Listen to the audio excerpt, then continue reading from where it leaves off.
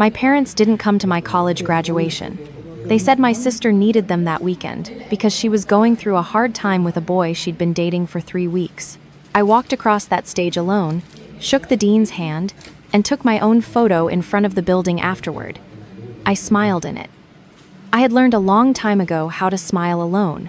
So when my father called me 6 years later and told me I owed my sister half of my signing bonus, I wasn't even surprised. I was just tired. What I didn't tell him was that I had already found something that would change everything, and I had been waiting very, very patiently for exactly the right moment to use it. I was sitting in my car in the parking garage of my office building when he called. It was a Tuesday evening in late October, and I had just finished a 14-hour day as the new HR director of a mid-size logistics company in Charlotte, North Carolina. My heels were off. My blazer was in the back seat. I was eating cold pad thai straight from the container with a plastic fork and mentally drafting the onboarding policy update I had promised my VP by Friday. My phone buzzed in the cup holder, and my father's name lit up the screen. We didn't talk often, maybe once a month, a call that lasted 8 minutes and covered nothing of substance. I answered anyway. Sophie. He said my name the way he always did, like a statement, not a greeting. Your mother and I heard about your new position. I set down the pad thai. News in my family always traveled through my mother first, and then arrived at me through him, filtered and reshaped into whatever version served the current agenda. I had gotten the HR director role 3 weeks earlier. I hadn't told either of them, which meant my sister had. I said yes, I just started.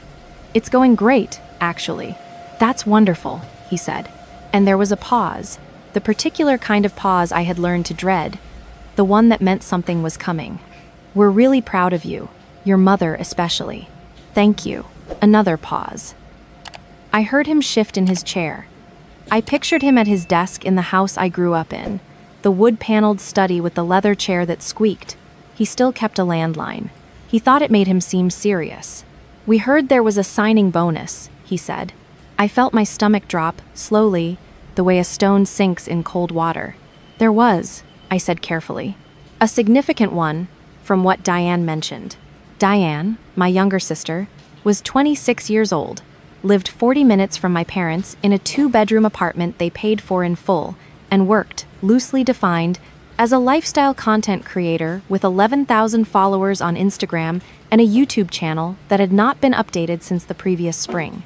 She had called me 2 days after I took the job, squealing and congratulating me, asking me how much the bonus was with the same casual ease with which she'd ask someone what they ordered for lunch.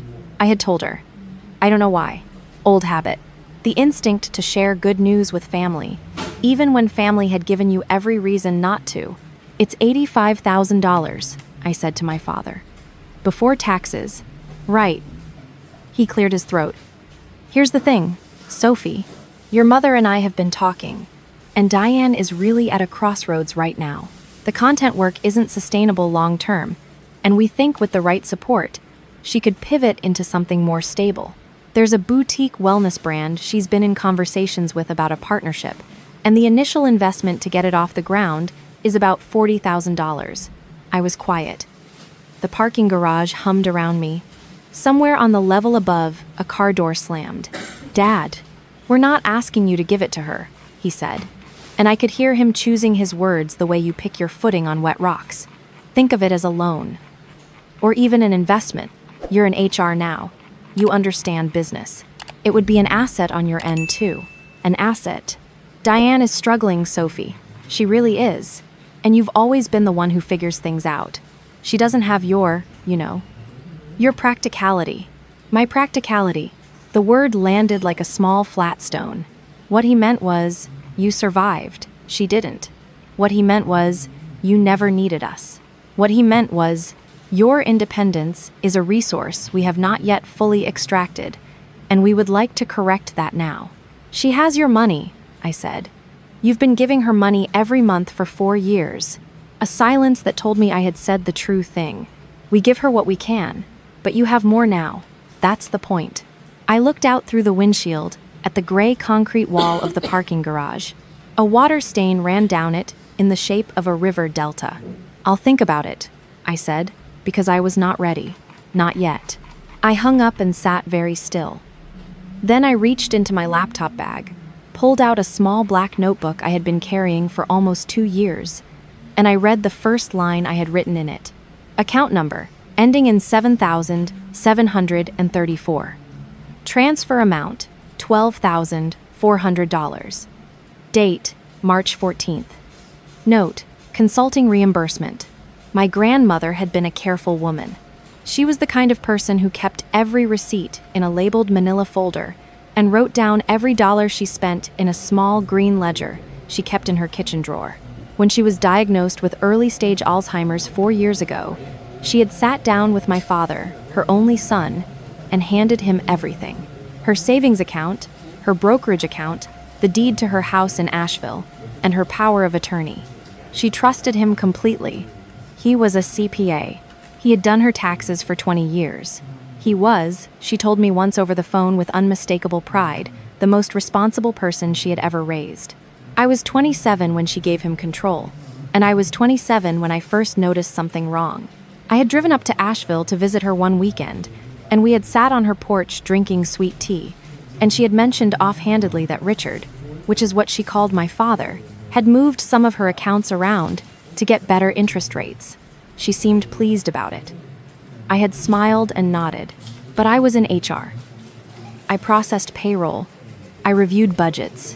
I had a particular, almost involuntary habit of running numbers in my head, and the phrase better interest rates had caught on something small and sharp in the back of my mind. I didn't say anything. I went home, and I waited until I had something concrete. It took 6 months. My grandmother, whose memory had begun to slip in small and then larger increments, asked me one Sunday afternoon to help her understand a bank statement she had received in the mail. She was frustrated. She said the numbers didn't look right, but she couldn't explain why, only that it felt wrong. I sat with her at her kitchen table for 2 hours. I pulled up her account history online using the login she had given me years ago to help her with a wire transfer. I printed 80 pages. What I found, I did not tell her. She was confused enough. She didn't need fear on top of it. What I found was a pattern. Small transfers, irregularly spaced but consistent in their categorization, all labeled with words like management fee or consulting reimbursement or estate administration costs. They went to an account I didn't recognize. I wrote down the last 4 digits, 7,734. Over 18 months, the transfers totaled just over $48,000. That was the first entry in my notebook. I kept it zipped in the inside pocket of my laptop bag for 2 years. I added to it every few months when I had new information. I never pulled the thread all the way. I told myself I wasn't sure. I told myself there was a reasonable explanation. I told myself I was not ready to blow up what remained of my family over a suspicion. My father's phone call cured me of that restraint in approximately 4 minutes. I didn't call him back that week. I told my mother, when she called 2 days later to soften the ask the way she always did, that I was still thinking. She told me Diane was really counting on me. She told me that I had always been so capable, so self-sufficient, and that it was a gift, really, and that gifts were meant to be shared.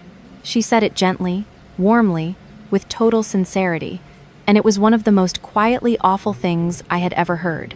She doesn't mean to do it, I used to tell myself. She genuinely believes this is love. I let 2 more weeks pass. I used them well. I had a contact from a previous job, a woman named Karen, who now worked as a forensic financial investigator with a firm in Raleigh. We had stayed in touch. I sent her a message asking if she had 30 minutes. She called me the next morning. I read her the entries from my notebook over the phone. The transfers, the dates, the account number, the total. I told her about the power of attorney, the Alzheimer's diagnosis, the Asheville house that my grandmother still owned, but had not lived in for the past 18 months because she had been moved to a memory care facility. Karen was quiet for a moment. "Sophie," she said slowly, "you understand what you're describing." "I know what I'm describing," I said. "Do you know if the facility she's in now is the same one she was originally placed in?" I knew it wasn't. My grandmother had been placed initially in a well-regarded private memory care home 20 minutes from Asheville. About 8 months ago, my father had mentioned, briefly, that she had been transferred to a different facility, a county-funded one, because the first one had a policy change that made it less suitable. He had said it in the same tone you'd use to mention a change in dry cleaner. I had not pushed. I had added it to the notebook. I told Karen this. She was quiet again, longer this time. "Get me whatever documentation you have," she said. "I want to see the account statements, the transfer records, anything you printed. I can run a parallel check on public fiduciary records. It'll take me about 10 days. It took her 8. I was in a meeting about benefits enrollment when her email arrived. I excused myself, walked to the single occupancy bathroom on the 4th floor, locked the door, and read it standing up. The account ending in 7,734 belonged to a personal account held jointly by my father and my sister. It was opened 4 years ago, 2 months after my grandmother's diagnosis. The total transferred into it from my grandmother's accounts over 3.5 years was $263,000. The transfers had accelerated after the sale of my grandmother's Asheville house 18 months ago, when a lump sum of $112,000, described in fiduciary records as used for advanced care placement costs, had moved in a single transaction. There were no advanced care placement costs. My grandmother had been moved to the county facility, which cost $3,400 a month. The private facility had cost $11,000. The difference, month after month, had gone to account $7,734. My grandmother's total estate, carefully saved over a lifetime by a woman who clipped grocery coupons and reused wrapping paper, had been reduced by $263,000 in 3.5 years. And she was sitting in a county-funded memory care room, wearing the same 3 cardigan sweaters I had bought her last Christmas, while my sister was posting flat-lay photos of artisan candles on Instagram. I sat down on the floor of the bathroom, put my back against the wall, and did not cry. I had cried about my family many times over the years, in bathrooms and parking lots, and once memorably in a Walgreens while buying birthday cards. I did not cry now. What I felt was something cooler and much more focused. It was the particular clarity that comes when you have been waiting for permission to act, and it has finally arrived. I stayed on that floor for 4 minutes. Then I washed my hands, straightened my blazer, and walked back to the meeting. I called my father that evening and told him I was ready to talk about the money. He sounded pleased, warm in a way that he usually wasn't. He said he knew I'd come around, that he knew I was a generous person deep down, that my mother would be so relieved. I said I thought we should all talk in person. I said I thought a family conversation was the right setting for something this significant. I suggested Sunday dinner at their house. He agreed immediately. He sounded like a man who believed he had already won. I spent the rest of the week preparing. I called Karen back and asked her to formalize her findings into a written report. I called a lawyer, a woman named Miss Hartley, who specialized in elder financial abuse cases and had a reputation in Charlotte for being extremely thorough and not particularly gentle. I used the first month of my signing bonus as her retainer. When I sat down with her and laid out everything, she looked at me for a long moment and then said, "This is one of the cleaner cases I've seen in terms of documentation. The problem for him is that he knows how to hide things, but he did it in systems you already had access to." She told me what I needed, what I didn't need, and what was going to happen next. I told her about Sunday dinner. She advised against it. "They'll circle the wagons," she said. "You'll walk in, and it'll be 3 against 1. "I know," I said. "That's why I'm going. I need them to know that I know, and I need to see my father's face when he realizes that his plan has already failed." She was quiet for a moment and then said, "All right, but you're not going to negotiate. You're going to present. There's a difference." "I understand the difference," I said. I drove to my parents' house on Sunday at noon. I had not been there in 7 months. The house was a brick colonial in a quiet suburb west of Charlotte, the kind of house that looked stable and respectable from the outside, all trimmed hedges and a seasonal wreath on the door. I had grown up inside it, knowing that things looked different from the inside. My mother answered the door. She hugged me, and I let her. She smelled like the same perfume she had worn my entire life. She said she was so glad I had come, that we hadn't all been together in so long, that she had made the potato casserole I liked. My sister was in the living room on the couch, scrolling her phone. She looked up when I walked in and gave me a smile that was 60% genuine and 40% the studied warmth of someone who knew they were about to receive a gift. She had my father's eyes and my mother's ease with performance. "Hey, stranger," she said. "You look great." "Thanks," I said. "So do you." My father came in from the back porch, and for a moment we just looked at each other. He was 61 years old and still carried himself like a man who expected rooms to rearrange themselves around him. He was wearing khakis and a collared shirt. He shook my hand, which he had started doing a few years ago, a formality that I had never been able to tell was affectionate or distancing. "Sophie, good to have you here." We sat down for lunch. The potato casserole was good. My mother talked about the neighborhood association. My sister talked about a brand deal she was close to closing. My father listened and nodded, and looked at me occasionally with an expression of patient expectation, like a man waiting for an invoice to clear. When the plates were cleared, he folded his hands on the table and looked at me directly. "So," he said, "should we talk?" I reached into my bag and took out my laptop. I set it on the table. "Yes," I said, "let's talk. But I want to start with something first." I opened the laptop and turned it to face the center of the table, so all three of them could see the screen. "What I'm looking at here," I said, keeping my voice very calm, "is an account that you and Diane have held jointly since Grandma was diagnosed with Alzheimer's." My father's face did not change immediately. That was the thing about men who were good with numbers and accustomed to control. They had a half-second of perfect stillness before the reaction came. I watched for it. There it was. His jaw tightened. Just slightly. Just for a moment. "That's a private account," he said. "Where did you get that information?" "I got it from the same place you got the money," I said. "Grandma's records, which I have had access to for 5 years. You gave me her login yourself, do you remember? You needed me to help with a wire transfer when she couldn't figure out the online system." He didn't answer. I clicked to the next document. It was Karen's report, printed and clean, with the transfer amounts listed in a table by date. "Over 3.5 years," I said. $263,000 was transferred from Grandma's accounts into this one, coded as management fees, consulting reimbursements, estate administration. I then clicked to the fiduciary records my lawyer had obtained. "These are the official reports you filed with the state as her power of attorney. In these reports, you listed $11,000 a month in care facility costs." I then clicked to the invoice from the county facility. Her actual current cost is $3,400 a month. She was moved there 16 months ago. My mother had gone very still across the table. She was looking at my father with an expression I had never seen on her face before. A particular hollowness that looked like the moment before understanding arrives, and you already know you don't want it. Diane had put her phone face down on the table. She was watching me with wide eyes and her mouth slightly open. "Richard," my mother said quietly. "What is she talking about?" "She doesn't know what she's talking about," my father said. His voice had changed, dropped lower, the authority voice he used when he needed a room to comply. "Sophie, you are making very serious accusations based on what I assume is a very incomplete picture.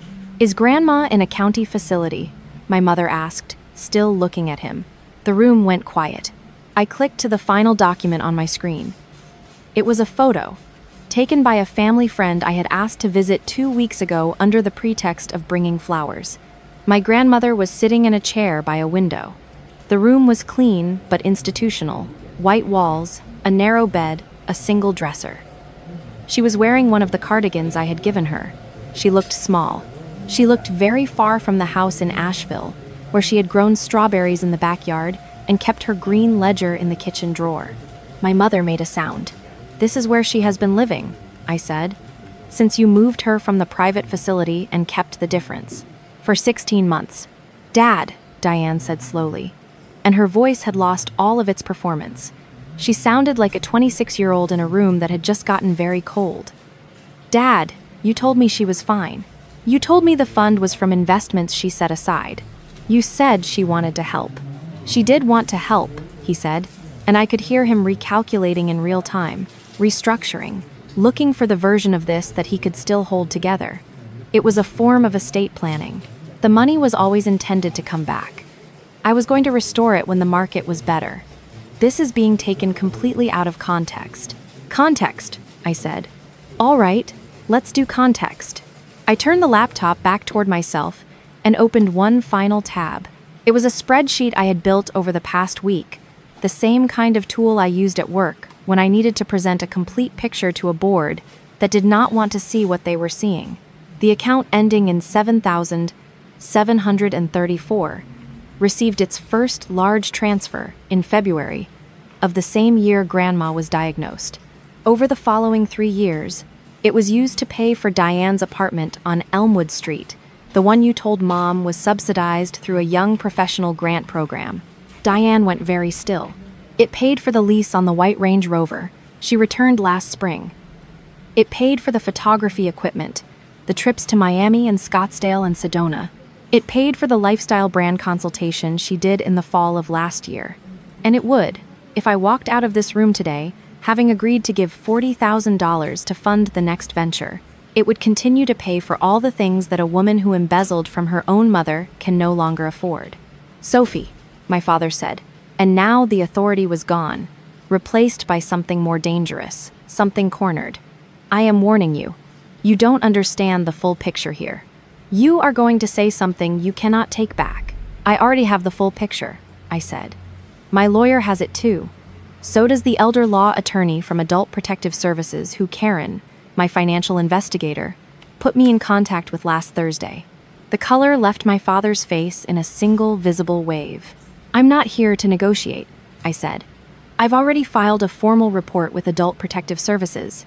They have Karen's documentation, the fiduciary records, the transfer history, and the facility comparison. The state will be opening an investigation. They will freeze Grandma's accounts and appoint an independent fiduciary to manage her care. My mother was crying. She was doing it quietly, with her hands flat on the table in front of her, just tears running down her face without any accompanying sound. I don't know if she knew about the details. I suspected she had known enough not to look closely. There is a kind of complicity that operates through willful blindness, and it carries its own weight. Sophie, Diane said, and her voice cracked. I promise I didn't know where it came from. I thought he had investments. I thought it was legitimate. I would never, if I had known what it was, what he was taking it from, I would never have. I looked at her for a long moment. I believed parts of that. The parts I believed made me sad in a way that anger couldn't quite cover.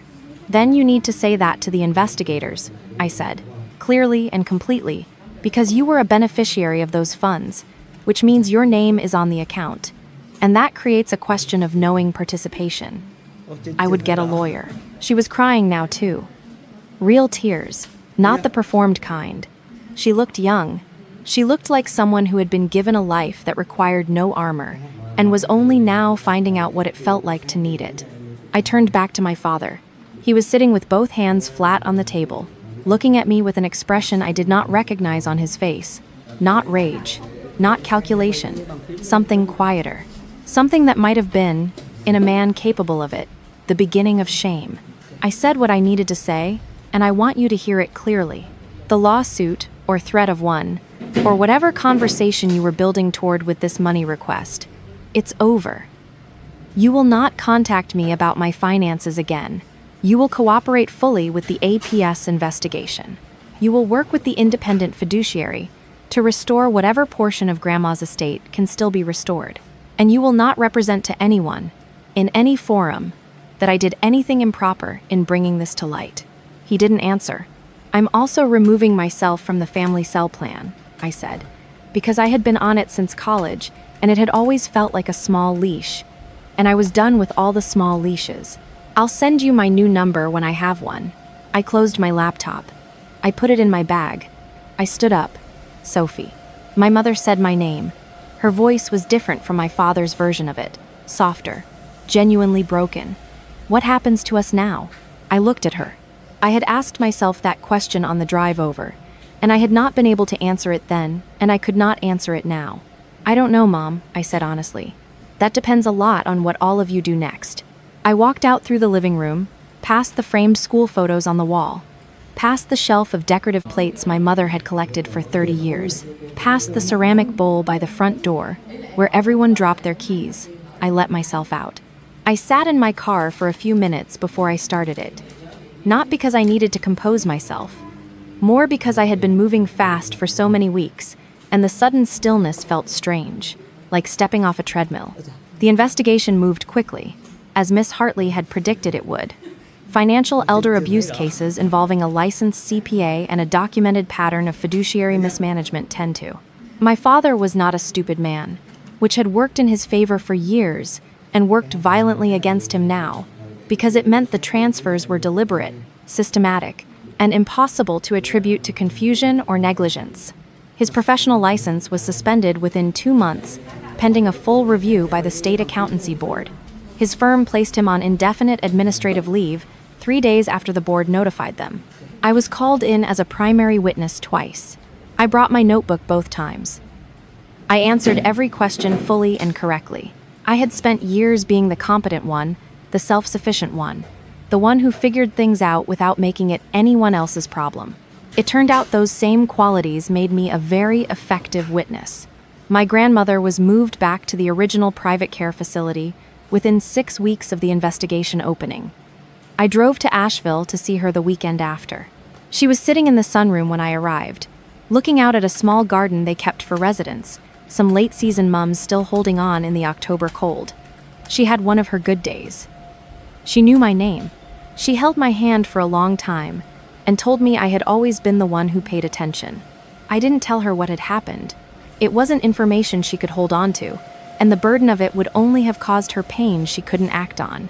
I just sat with her in the sunroom and drank the terrible tea they served in paper cups and listened to her talk about her strawberry garden in Asheville, which she believed was still growing. The final accounting of what had been taken came to $263,000 over 3.5 years.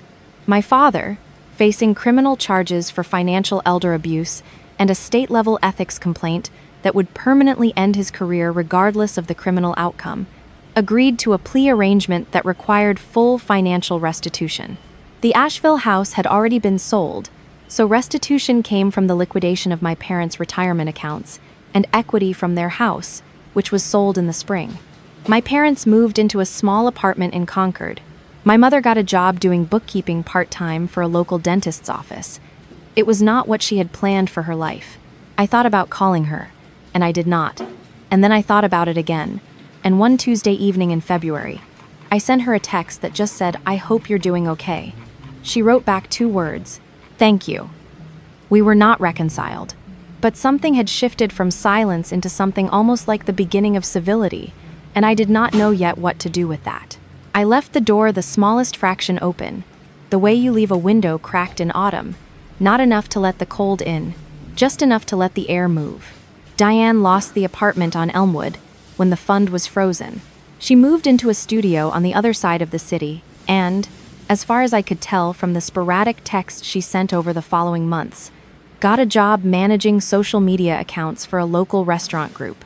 Her Instagram was quiet for a long time. Then, one afternoon in March, she posted a photo of a meal she had cooked herself. Just pasta, in a blue bowl, bad lighting, no filter, no caption, except a single sun emoji. It was the most honest thing I had ever seen her put on the internet. She texted me the same evening. "I saw your car in the parking lot of the Trader Joe's on Park Road last week, but I didn't want to bother you. I don't know if you'd want to talk. I understand if not." I waited 2 days before I answered, not because I was punishing her, because I needed to know what I actually wanted, separate from obligation, separate from old habit, separate from the story about who we were supposed to be to each other. When I was clear on that, I wrote back, "I saw you too." I walked past the other aisle on purpose. Maybe coffee sometime.